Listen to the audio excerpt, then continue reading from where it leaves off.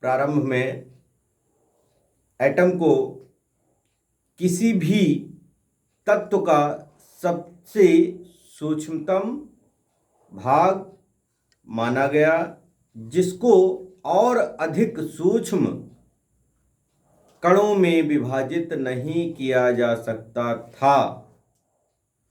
किंतु 1904 ईस्वी में थॉमसन के द्वारा परमाणु का वाटरमेलन मॉडल प्रस्तुत किया गया, जिसमें बताया गया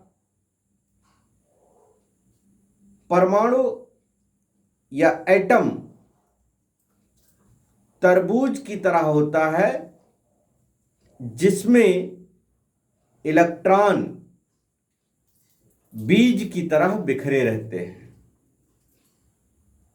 किंतु 1911 में रदरफोर्ड ने इस परमाणु मॉडल का खंडन किया और उन्होंने सोने की पतली पन्नी पर प्रयोग किए। अल्फा कणों के प्रकीर्णन के आधार पर बताया कि परमाणु में एक सूक्ष्मतम अत्यंत सॉलिड भाग होता है, जिसे न्यूक्लियस कहते हैं, और उसके चारों तरफ का भाग खाली होता है, जहां पर इलेक्ट्रॉन विभिन्न कक्षाओं में रहते हैं।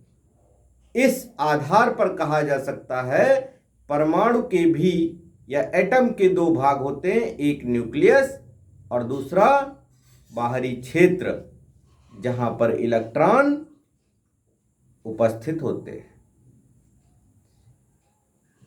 न्यूक्लियस के अंदर प्रोटॉन और न्यूट्रॉन है।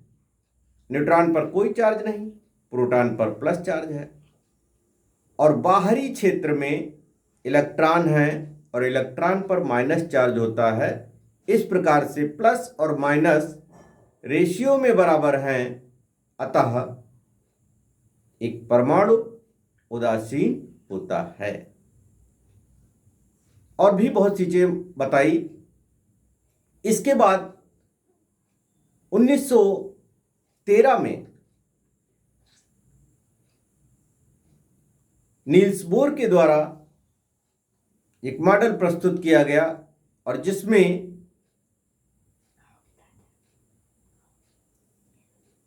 रदरफोर्ड के परमाणु में कुछ कमियां बताई गईं और उनको दूर किया